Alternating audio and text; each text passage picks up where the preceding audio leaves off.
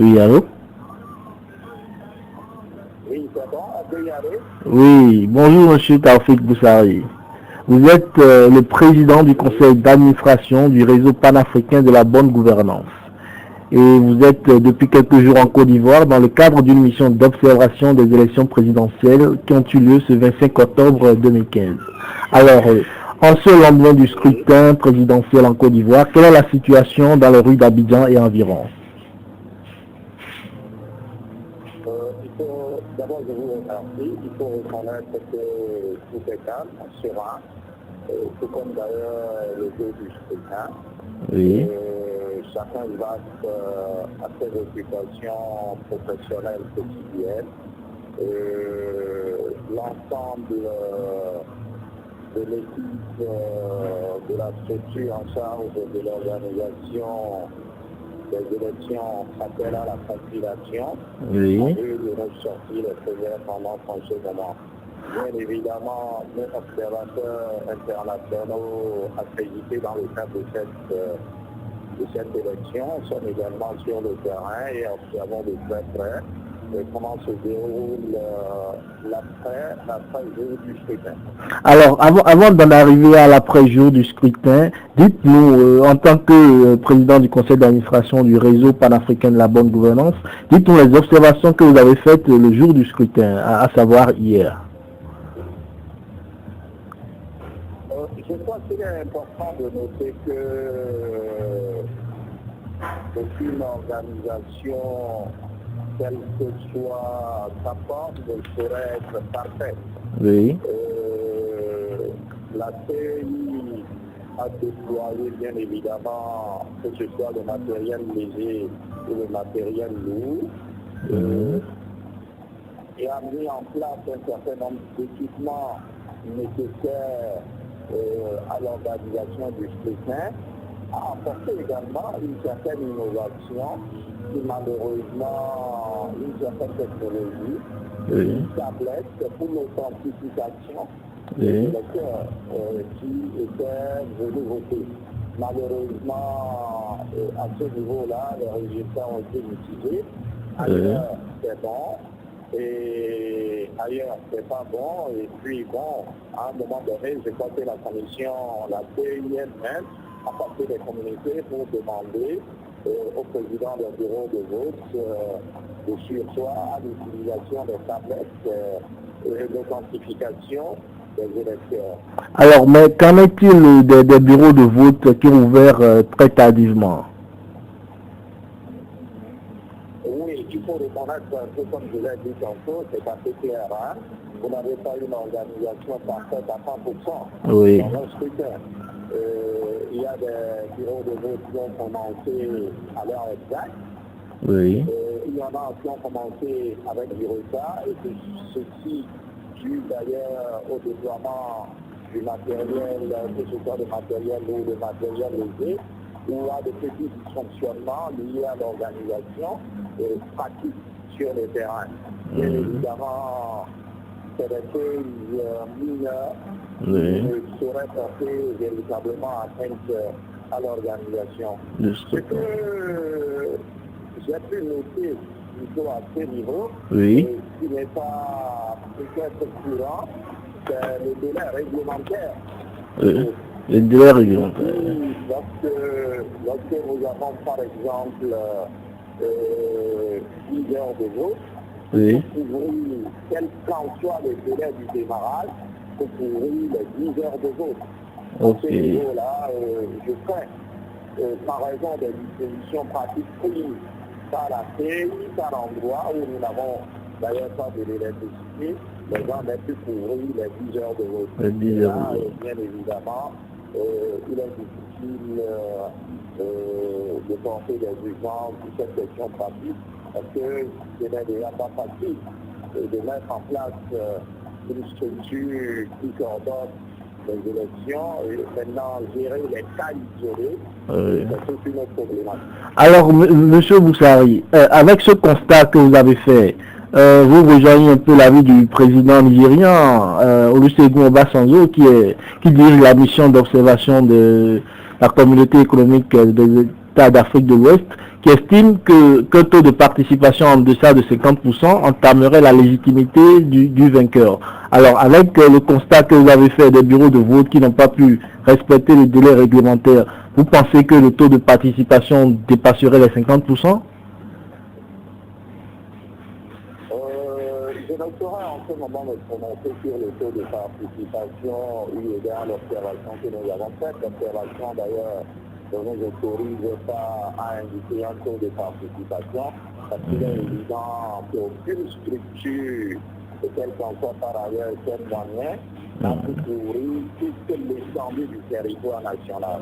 Oui. Donc nous devons faire attention à toutes les déclarations que nous avons à faire et éviter de jeter de l'eau sur le feu.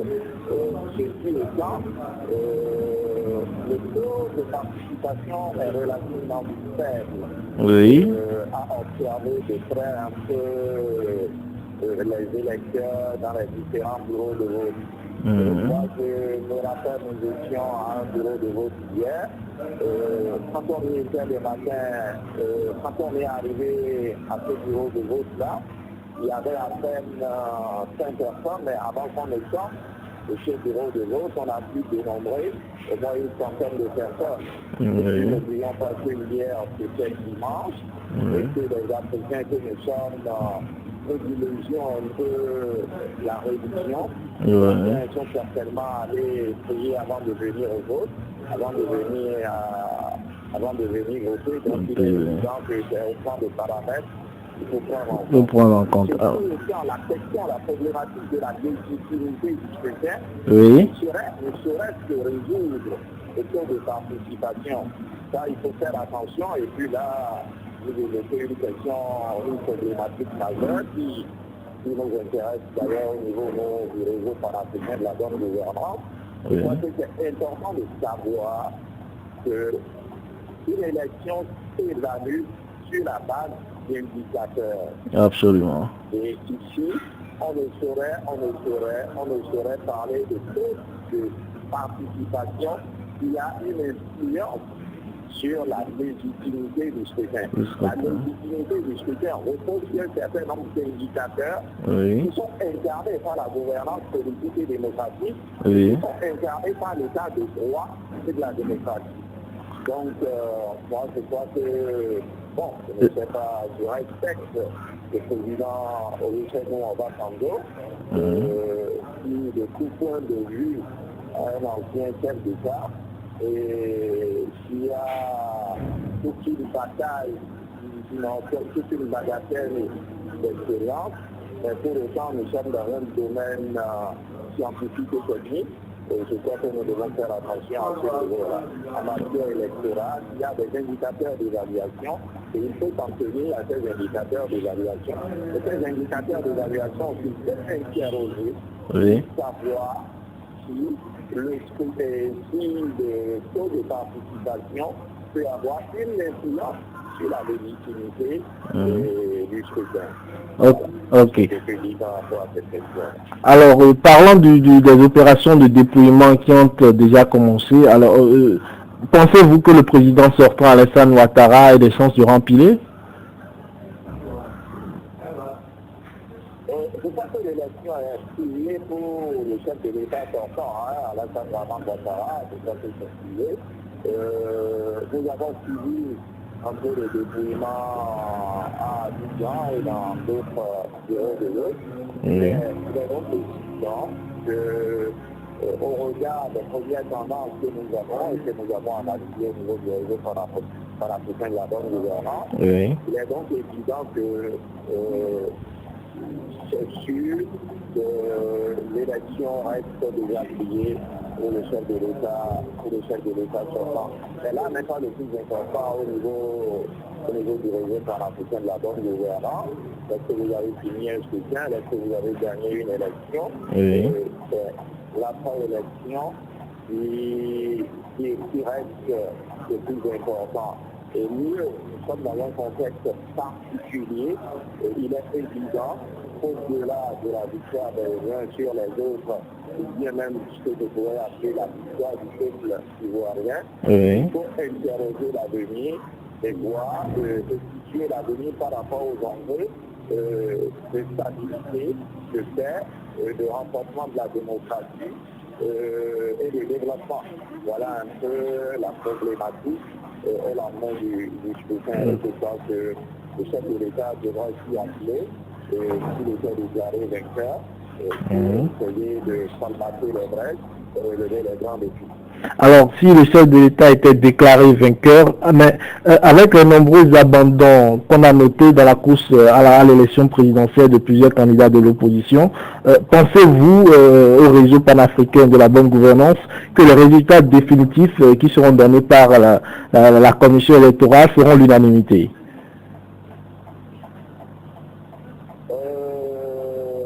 C'est dangereux pour la gouvernance politique et démocratique de dire qu'une élection fait l'unanimité.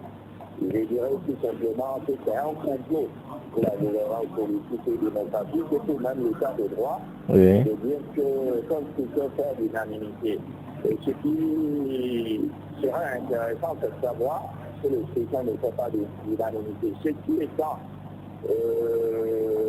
qui m'empêche que force reste à la loi. C'est ça qui est important. Force doit rester à la loi.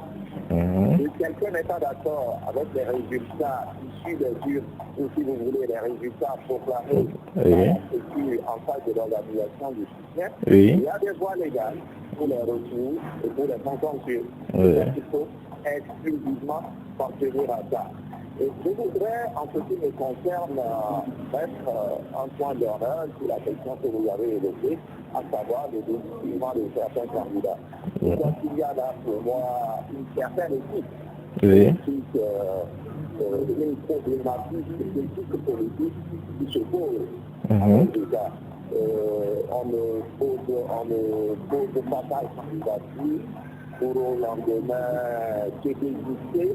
Et là, de façon la plus expéditive possible, et là, ça me pose des problèmes ici.